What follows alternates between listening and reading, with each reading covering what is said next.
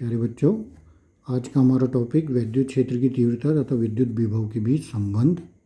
इन दोनों टॉपिक्स के बारे में आपने अलग अलग अध्ययन कर चुके हैं। ठीक है, अब हमने इन दोनों टॉपिक्स को मिलाना है, देखना है कि तीव्रता और विद्युत विभव एक दूसरे पे किस प्रकार डिपेंड करते हैं। ठीक है, तो विद्युत क्षेत्र की तीव्रता को आपको पता है ई वेक्टर से रिप्रेजेंट करते हैं और विद्युत विभव एक अदिश राशि होती है, इसे केवल वी से रिप्रेजेंट करते हैं। वेक्टर ई और वी के बीच अब हम आपको एक संबंध डेरिवेट करके बताएंगे।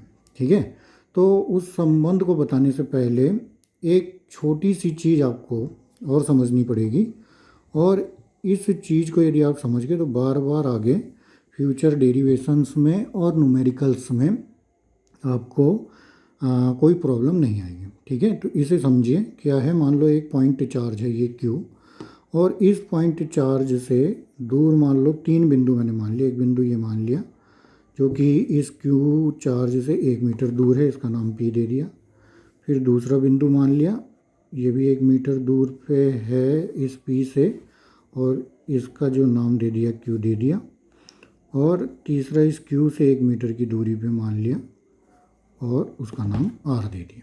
ठीक है, तो इस प्रकार हमें 3 बिंदु पी क्यू आर दिखे। क्यू बिंदु से पी की दूरी 1 मीटर, क्यू बिंदु ये क्यू आवेश से इस क्यू के बीच की दूरी 2 मीटर हो जाएगी। ऐसे ही आर के बीच की दूरी इस क्यू आवेश से कितनी हो जाएगी, 3 मीटर हो जाएगी। ठीक है, तो हमें बोला गया भैया इन पी क्यू आर बिंदुओं पर विद्युत विभव ज्ञात कीजिए।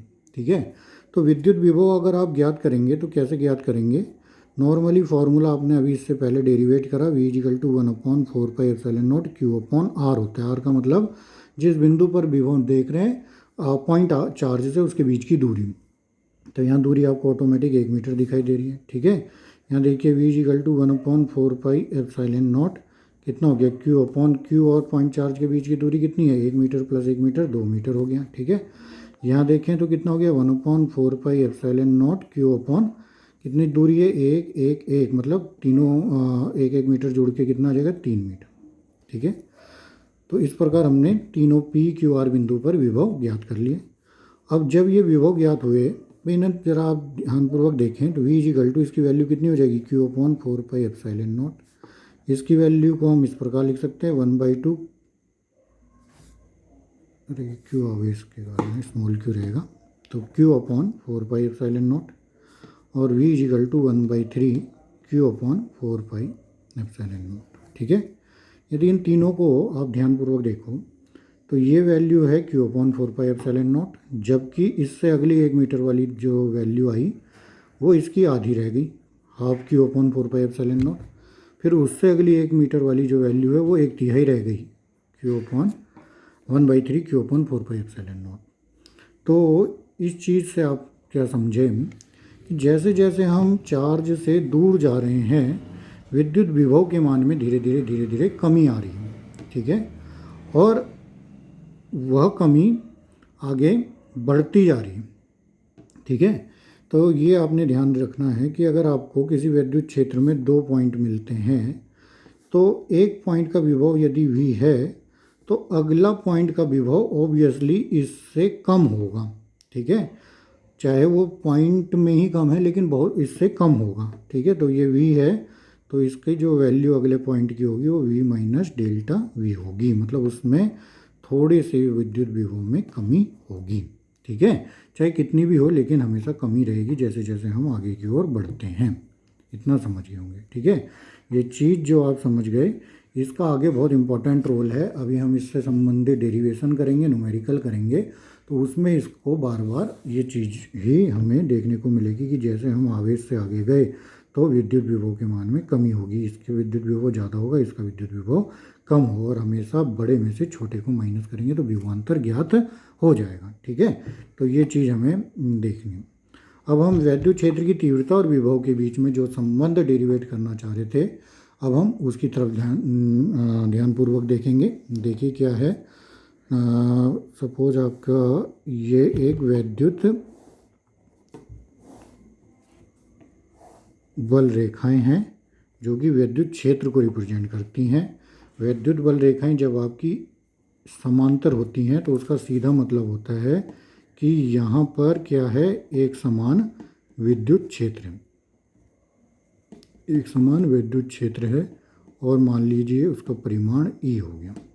ठीक है, तो ये E वेक्टर है, एक समान विद्युत क्षेत्र, ये आपको इस बल रेखाओं के द्वारा पता चल गया।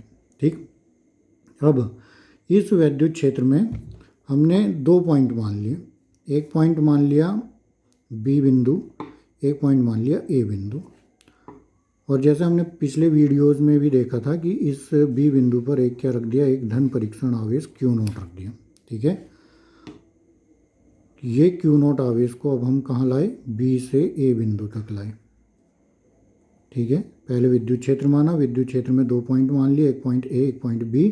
B बिंदु पर Q0 आवेश माना और Q0 आवेश को B से A तक लाए। ठीक है, B से A तक लाएंगे तो क्या होगा, आपने देखा होगा पहले वीडियोस में हमने विभवांतर ज्ञात करा था। तो विभवांतर कैसे ज्ञात किया था, ये है इसकी फाइनल पोजीशन मतलब अंतिम स्थिति, ये है प्रारंभिक स्थिति। आवेश को हम प्रारंभिक स्थिति B से और अंतिम स्थिति A तक लाए। ठीक है, तो विभवांतर के लिए क्या करते थे हम, अंतिम स्थिति में जो विभव होता है उसमें से प्रारंभिक स्थिति के विभव को माइनस कर देते थे, तो VA माइनस VB कर दिया। और वो किसके बराबर होता था, work done by the external agent, जो बाहर से हमने कार्य किया था W एक्सटर्नल, कहाँ से कहाँ तक लाने में, आवेश को B से A तक लाने में किया गया कार्य बटा Q0 के बराबर होता था। ठीक है, तो VA माइनस VB बराबर हमारा क्या निकल गया, W external B2A upon Q0। ये विभवांतर का हमें फॉर्मूला पता है। ठीक है, तो VA माइनस VB मतलब 2 बिंदुओं के बीच विभव है, तो इसको हमने एक सिंपल डेल्टा V के से दिखा दिया, जो कि विभवांतर को रिप्रेजेंट कर रहा है, और इसको लिख दिया W external B2A upon Q0। ठीक है, इसमें कोई डाउट नहीं होना चाहिए, इसको मान ली इक्वेशन नंबर 1।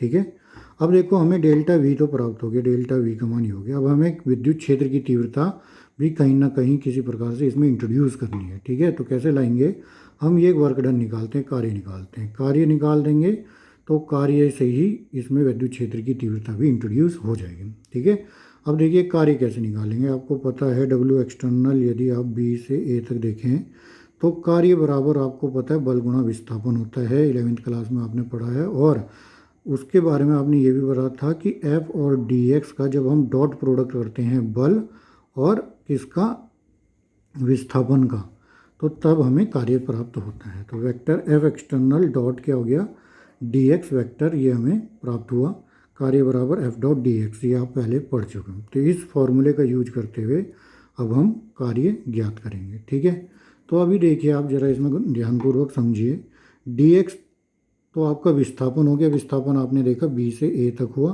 तो ये विस्थापन हमने dx मान लिया। अब है F एक्सटर्नल मतलब बाह्य कार्य। ठीक है, तो इस बाह्य कार्य को आप समझिए, बाह्य कार्य क्या है। देखिए जब ये आवेश इस विद्युत क्षेत्र में रखा है तो इसमें एक कार्य, एक वो जो बाह्य कार्य नहीं, ये बाह्य बल मैं बता रहा हूँ। बाह्य बल क्या है ये समझिए कि ये जो आवेश है, ये आवेश इस विद्युत क्षेत्र में रखा है, तो इस विद्युत क्षेत्र में इस आवेश पर एक क्या लगेगा, नेचुरली फोर्स लगेगा। ठीक है, आपको पता है कि जब ये विद्युत क्षेत्र होता है इसकी डायरेक्शन हमेशा धन से ऋण की ओर होती है, पॉजिटिव टू निगेटिव होती है। और ये जो हमारा आवेश है ये कैसा आवेश है, धनात्मक है, धन परीक्षण आवेश है, सूक्ष्म है। तो इस धन आवेश पर इस धन आवेश के कारण रिपल्सन मतलब प्रतिकर्षण का बल, जबकि इसके कारण आकर्षण का बल लगेगा, तो परिणामी जो विद्युत बल की दिशा होगी वो इस डायरेक्शन में होगी। देख लिया होगा आपने, धन धन में रिपल्सन होगा तो ये इसको इधर धकेलेगा और ये इसको अपने पास खींचेगा, तो परिणामी जो इस पे बल की दिशा होगी वो ये होगी। और परिमाण अगर आप देखें तो परिमाण आपने पढ़ रखा है, F बराबर कितना होता है, जब भी कोई Q0 आवेश E विद्युत क्षेत्र में रखा है तो F बराबर Q0 इंटू E, ये आपने फर्स्ट चैप्टर में पढ़ा है। ठीक है, तो इस पे बल इस डायरेक्शन में नेचुरली लग रहा है, लेकिन हम क्या कर रहे हैं, बाह्य बल लगा रहे हैं, मतलब उसको विपरीत दिशा में ला रहे हैं। जो नेचुरली बल लग रहा है वो तो इधर लग रहा है। ठीक है, जबकि हम क्या कर रहे हैं, उस पर जो बल लगा रहे हैं वो B से A पे लगा रहे हैं, मतलब इस डायरेक्शन में लाने का प्रयास कर रहे हैं। ठीक है, तो हमारे द्वारा जो बल लगा है एक्सटर्नल वो किस डायरेक्शन में लगा, इस डायरेक्शन में। और जब हम बल समान परिमाण का लगाएंगे तभी तो वो इधर खिसकेगा। ठीक है, तो बल जो होगा उसका परिमाण तो यही रहेगा क्यू नॉट ई, लेकिन उसकी जो दिशा है वो ऋणात्मक हो जाएगी, F is equal to minus q naught E. ये आपका हमें बल मिल गया, और ये कौन सा बल है, एक्सटर्नल बल, बाह्य बल। ठीक है, तो ये F external minus q naught E के साथ में यहाँ रख देंगे तो हमें टोटल बाह्य कार्य प्राप्त हो जाएगा। तो देखिए बाह्य कार्य एफ एक्सटर्नल कहाँ से कहाँ तक लाने में किया गया कार्य है, बी से ए तक लाने में, वो हो गया हमारा एफ एक्सटर्नल की जगह रख दिया माइनस क्यू नॉट ई, और साथ में क्या था, डी एक्स वैक्टर। ठीक है, तो इस प्रकार हमें ये प्राप्त हुआ। अब हम यही मान उठा के समीकरण नंबर 1 में रख देते हैं, तो हमें वेक्टर v के और e के बीच में रिलेशन प्राप्त हो जाएगा। वेक्टर v वो डेल्टा v और e के बीच में रिलेशन प्राप्त होगा। डेल्टा v इजिकल टू, देखो ये f का मान उठा के यहाँ रख दिया, वो w का मान, तो कितना आ गया, माइनस क्यू नॉट ई डॉट डी एक्स, तो ऐसे ही है, अपॉन में कितना हो गया, क्यू नॉट से क्यू नॉट कैंसिल हो गया, तो आपको क्या प्राप्त हो जाएगा, आपको प्राप्त हो जाएगा delta V is equal to minus का E vector dot D x vector, ये आपको प्राप्त हो गया। ठीक है, दो वेक्टरों का जो डॉट प्रोडक्ट होता है उससे हमेशा एक अदिश राशि प्राप्त होती है। ये इसने इसका भी सत्यापन कर दिया एक तरह से, आप देख सकते हैं। लेकिन जो हमें मूलतः इसका मान मिला वो क्या मिला, डेल्टा वी बराबर minus vector E dot D x vector. जो ये माइनस का निशान है ये केवल दिशा को प्रेजेंट कर रहा है, इससे अलावा इसका कोई सिग्निफिकेंस नहीं है। यदि हम केवल परिमाण की बात करें डेल्टा वी के, तो डेल्टा वी का परिमाण को सिंपल हम vector E dot D x vector भी लिख सकते हैं, इसमें माइनस लगाने की आवश्यकता नहीं होती, ये केवल परिमाण है, जबकि ये इसका एक तरह से दिशा प्रदर्शित करने के लिए माइनस वेक्टर लगाया गया। ठीक है, इतना आप समझ गए होंगे प्यारे बच्चों कि अगर हम V और E के बीच में संबंध देखें तो कुछ नहीं है, हमने एक विद्युत क्षेत्र में एक पॉइंट चार्ज लिया, उस पॉइंट चार्ज को B से A तक लाए, यहाँ से यहाँ तक लाने में उसमें जो विभव हुआ वो देखा, विभव को हमने इस फॉर्मूले से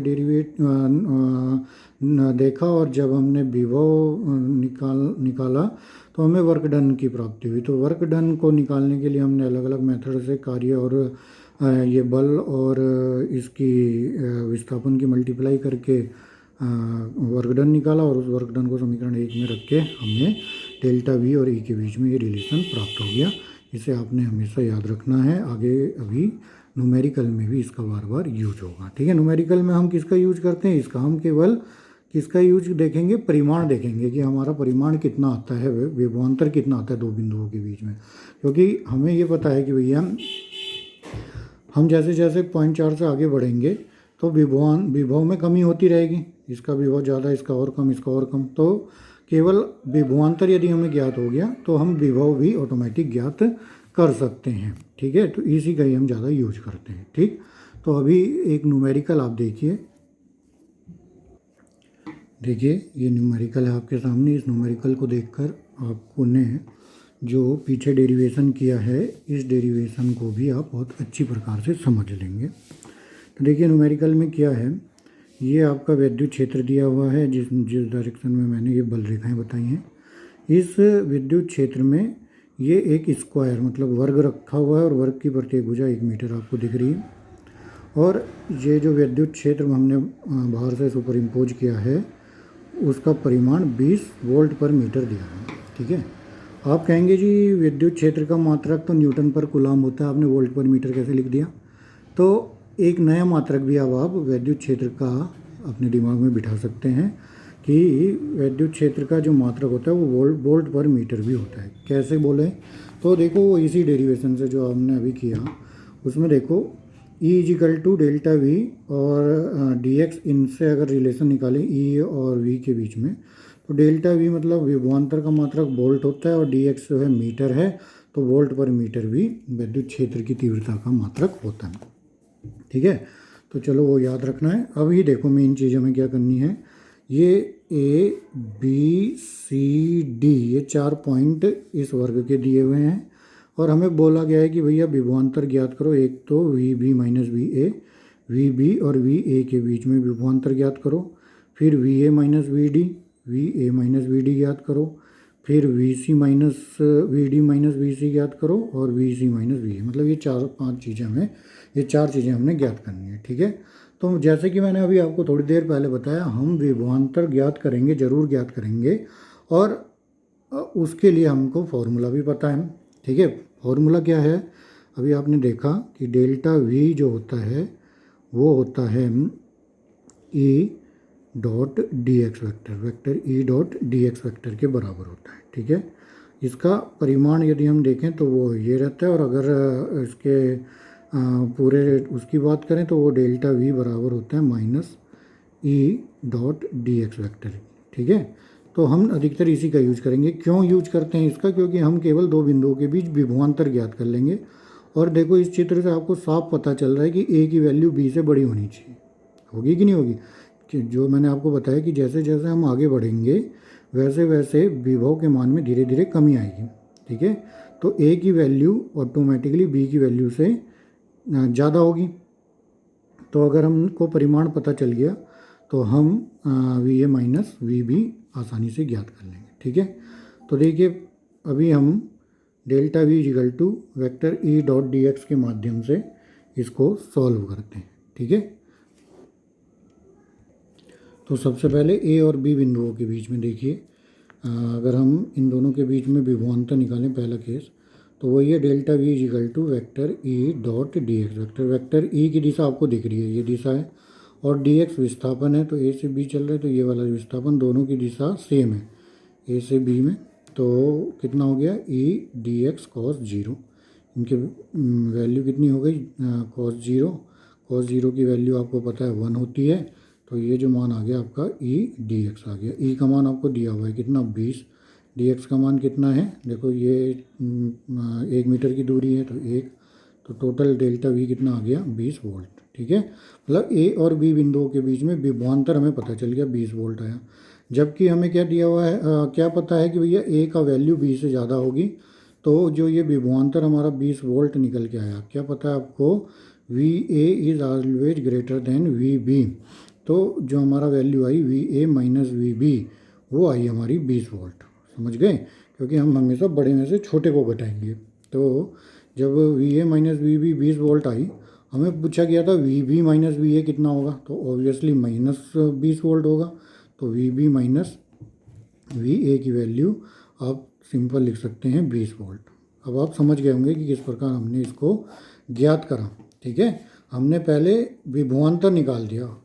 विभवांतर जब निकल गया, फिर हमने देखा भाई कौन बड़ा है, किसका विभव बड़ा होगा, किसका विभव छोटा होगा। तो ए का विभव बी से बड़ा ही होगा, क्योंकि हम इधर से इधर जा रहे हैं। ठीक है, तो जो बड़ा पॉइंट है वो ये है, छोटा पॉइंट ये है, तो V A minus V B की वैल्यू 20 आई। ठीक है, तो V B minus V A पूछी थी, तो ऑब्वियसली माइनस 20 वोल्ट होती। ठीक है, अभी ये वाला पोर्शन हमारा हो चुका। अब ये देखो V A minus V D. ठीक है, ए बिंदु ये है, डी बिंदु ये है, तो ये तो आपको देखो क्या दिख रहा है, विद्युत क्षेत्र की तीव्रता की दिशा ये दिख रही है, और ए और डी में जो विस्थापन हुआ वो इस प्रकार से हुआ। मतलब इन दोनों के बीच में कितने अंश का कोण बन रहा है? 90 डिग्री का। ठीक है, और जब 90 डिग्री का कोण बन रहा है, तो सेकंड वाले को आप अगर डेल्टा वी ज्ञात करें, तो vector E dot D x को लिख सकते हैं हम ई डी एक्स कॉस 90, और कॉस 90 की वैल्यू कितनी होती है? 0 होती है। तो आपको इन दोनों के बीच में विभवांतर कितना मिल जाएगा? 0। तो वी ए और वी डी के बीच में जो विभवांतर होगा वो क्या आ जाएगा? 0 आ जाएगा। ठीक है, अभी अगला देख लीजिए V D minus V C. D बिंदु ये है, सी बिंदु ये, वही ऊपर वाला कॉन्सेप्ट लगेगा कि नहीं लगेगा जो हमने पहले किया। अब आपको ये चीज़ देखो, इसमें ध्यानपूर्वक समझने की, डी का विभव सी के मुकाबले ज़्यादा होगा, क्योंकि डी इधर है और सी उससे दूर है, तो इधर वाले का ज़्यादा होता था, अभी हमने आपको बताया था। तो अगर हम तीसरा देखें, delta V is equal to vector E dot D X vector के अनुसार, तो ई डी एक्स और इनके बीच में एंगल वही 0 डिग्री बनेगा। विद्युत क्षेत्र की दिशा भी वही है, और इसके जो विस्थापन की दिशा भी सेम है, तो कॉस 0 हो जाएगा। कॉस 0 की वैल्यू आपको पता है 1 होती है, और ई इंटू डी एक्स आ गया। ई की वैल्यू आपको 20 दी हुई है, डी एक्स की वैल्यू 1 दी हुई है, तो कितना आ गया? 20 वोल्ट विभवांतर आ गया। ठीक है, अब 20 वोल्ट विभवांतर तो हमें पता चल गया कि भैया डी और सी के बीच विभवांतर है। अब विभवांतर का एक्चुअल मान निकालने के लिए क्या करना है? बड़े में से छोटे को घटाएंगे। तो जो ये 20 वोल्ट की वैल्यू आई, ये वैल्यू किसकी आएगी, वी डी माइनस वी सी, क्योंकि वी डी वी सी से बड़ा होगा, तो ये 20 वोल्ट की वैल्यू है। ठीक है, तो ये वी डी माइनस वी सी ही पूछा था, तो वो डायरेक्ट 20 वोल्ट आ जाएगा, जबकि ऊपर वाला हमारा उल्टा पूछा था तो माइनस 20 वोल्ट आया था। ठीक है, तो इतना हमारा हो गया। अभी अगली चीज़ देखिए, V C minus V A, C point ये है, ए पॉइंट ये है, दोनों में अब आपको विभवांतर निकालना है। तो देखिए सी पॉइंट का विभव कम होगा, ए पॉइंट का ज़्यादा होगा, क्योंकि ए पॉइंट सी के मुकाबले पास में है। ठीक है, इधर पास में है, तो जैसे जैसे हम दूर जाते हैं तो दिख ही रहा है सी ए से दूर है, चाहे थोड़ा सा ही दूर है, लेकिन सी जो है ए से दूर है। ठीक है, दूर है तो सी का मान सी की जो में विभव होगा वो ए के मुकाबले बहुत कम होगा। ठीक है, तो अब हम V C minus V A का करने के लिए ए और सी बिंदु के बीच में क्या करेंगे, विभवांतर ज्ञात करेंगे। ठीक है, तो वही कॉन्सेप्ट है, देखिए क्या है, चौथा, delta V is equal to vector E dot D X vector. अब जो आपका विस्थापन है वो देखिए ये है। ठीक है, अब विस्थापन ये है, ये आपको पता है कितना है, बताइए। तो इसमें देखिए डी एक्स मतलब ये वाला इसका जो ये विकर्ण है, ए और सी के बीच की दूरी, मतलब इस जो वर्ग है वर्ग का विकर्ण, तो वर्ग के विकर्ण का फार्मूला आपको पता है, ए रूट टू होता है। एक मतलब भुजा और इंटू रूट टू, तो भुजा आपकी 1 मीटर है, तो इसका जो मान आएगा वो अंडर रूट टू आएगा, वर्ग का विकर्ण जो आपका निकल गया। ठीक है, तो delta V is equal to E D X का परिमाण आपको पता चल गया कितना है, ये आपको दिख रहा है कितना, अंडर रूट टू। ठीक है, जबकि दिशा देखो, विद्युत क्षेत्र इस डायरेक्शन में और विकर्ण की दिशा ये है, तो इनके बीच में ये एंगल देखो 90 का आधा ही बनेगा, तो 45 डिग्री बनेगा। ठीक है, तो cos 45 का यूज कर लेंगे, तो कितना आ जाएगा आपका, ई डी एक्स कॉस थीटा की जगह 45। डी एक्स की वैल्यू अभी हमने देखी अंडर रूट टू थी, ई की वैल्यू 20 है, तो 20 इंटू अंडर रूट टू, मगर cos 45 की वैल्यू आपको पता है 1/√2 होती है। ठीक है, अंडर रूट टू से अंडर रूट टू कट गया, तो कितना आ गया, 20 वोल्ट। तो ए और किसके बीच में, ए और सी बिंदुओं के बीच भी जो पोटेंशियल है, विभव है, वो कितना आ गया, 20 वोल्ट आ गया। ठीक है, तो अब जब 20 वोल्ट आ गया तो उसको आप क्या बताएंगे, देखो आपको ऑब्वियसली पता है कि ए की वैल्यू सी से बड़ी है, तो बड़ी है तो V A is greater than V C, और जब वी ए की वैल्यू बड़ी है तो इसको लिखेंगे वी ए माइनस वी सी बराबर कितना है आपका, 20। जबकि हमें क्या पूछा गया है, हमें पूछा है भैया V C minus V A की वैल्यू, तो V C minus V A की वैल्यू क्या होगी, इसकी निगेटिव हो जाएगी। V A minus V C जब 20 वोल्ट है तो V C minus V A बराबर कितना होगा, माइनस 20 वोल्ट। ठीक है, तो इस प्रकार अब आपने देख लिया होगा, केवल हमें परिमाण निकालना है, उसके बाद हम इस प्रकार से देख लेंगे कि कौन सी वैल्यू बड़ी है, कौन सी वैल्यू छोटी है। ठीक है, एक और न्यूमेरिकल कर लीजिए, ये इससे कॉन्सेप्ट और क्लियर हो जाएगा। दूसरा न्यूमेरिकल, इसमें अब हम एक ट्रायंगल बना लेते हैं। मान लो ये एक त्रिभुज है, इस त्रिभुज की जो भुजा है, एक ए है, बी है, सी है, और ये जो त्रिभुज है ये एक विद्युत क्षेत्र में रखा हुआ है। ठीक है, और विद्युत क्षेत्र में रखा हुआ है, और इस विद्युत क्षेत्र की जो वैल्यू है ई, वो वैल्यू हमें दी हुई है, मान लो 20 न्यूटन पर कूलम या वोल्ट पर मीटर, कुछ भी बोल सकते हैं, वो दी हुई है। और इसका जो भुजाएं, जो हमें विभवांतर निकालना है, वो निकालना है V A minus V B का निकाल लो, और एक निकाल लो V B minus V C का निकाल लो। ठीक है, दोनों निकाल लो, ए बिंदु ये है, बी बिंदु ये है, सी बिंदु ये है, आपको दिख ही रहा है। ठीक है, विद्युत क्षेत्र की डायरेक्शन आपको दिख रही है। ठीक है, तो पहले ए और बी के बीच में ज्ञात कर लो, ए बिंदु ये है, बी बिंदु ये है, क्या ज्ञात करेंगे, delta V is equal to vector E dot D X vector. ठीक है, और ये मान लिया हमने कैसा है, इक्विलैटरल ट्रायंगल है, मतलब समबाहु त्रिभुज है, प्रत्येक भुजा इसकी 1-1 मीटर की मान ली, 1-1 मीटर की हर एक भुजा मान ली। ठीक है, भुजा 1-1 मीटर की है तो समबाहु त्रिभुज बन गया, और समबाहु त्रिभुज जब है तो इसके प्रत्येक कोण कितना होगा, 60 डिग्री, आपको ऑब्वियसली ज्ञात रहता है। ठीक है, तो एक समबाहु त्रिभुज है, समबाहु त्रिभुज की प्रत्येक भुजा 1-1 मीटर की है, इसको एक विद्युत क्षेत्र में रख दिया, और इस विद्युत क्षेत्र में रखने के बाद बोला गया कि भैया वी बी और वी सी के बीच में विद्युत विभव ज्ञात करना है, विभवांतर, और वी ए और वी बी के बीच में विभवांतर ज्ञात करना है। तो पहले हमने ए और बी बिंदुओं के बीच में विभवांतर देखा, तो उसके लिए हमारा ये formula delta V is equal to vector E dot D X. इसको देखो, अभी हम ए व बी के बीच में देख रहे हैं, तो डेल्टा वी मतलब विभवांतर जो आ गया, इसका परिमाण हम ज्ञात कर रहे हैं, तो कितना हो गया, ई डी एक्स कॉस थीटा होगा। कॉस थीटा देखो, ई की डायरेक्शन ये है और डी एक्स जो है विस्थापन ए से सी के बीच हुआ ये, तो इन दोनों के बीच में आपको जो एंगल दिख रहा है 60 डिग्री दिख रहा है। तो ई की वैल्यू आपको 20 न्यूटन पता है, डी एक्स 1 मीटर है, कॉस 60 की वैल्यू आपको पता है कितनी होती है, कॉस 60 1/2 होती है। तो 20 इंटू 1/2 के अकॉर्डिंग इसकी वैल्यू आ गई 10। तो डेल्टा वी मतलब विभव में जो अंतर आ गया वो 10 वोल्ट का अंतर आपका आ गया। ठीक है, अब इतना आ गया, अब हमें क्या लॉजिक लगाना है, लॉजिक ये देखना है कि भैया कौन बड़ा है। देखो बी ए से ज़्यादा पास है, तो V B is greater than V A, V minus V A का मान हमेशा क्या आएगा, धनात्मक आएगा। तो V B minus V A is equal to positive मतलब धनात्मक। तो ये जो 10 वोल्ट आएगा ये किसका मान आएगा, V A minus V B का मान आएगा 10 वोल्ट। ठीक है, जबकि हमें क्या पूछा गया, V A minus V B, तो हमें क्या करना पड़ेगा, जब इसका 10 वोल्ट आ गया तो V A minus V B का मान इसका उल्टा होगा, मतलब निगेटिव होगा, तो माइनस 10 वोल्ट आपका आंसर पक्का प्राप्त होगा। ठीक है, हमने क्या देखना है, इससे देखना है कि भैया बी की वैल्यू ज़्यादा है और ए की वैल्यू कम है। ठीक है, अभी देखो किसके किसके बीच निकालना है, बी और सी के, तो बी और सी ये है, तो फिर भी वही है, बी की वैल्यू ज़्यादा होगी, सी की वैल्यू कम होगी।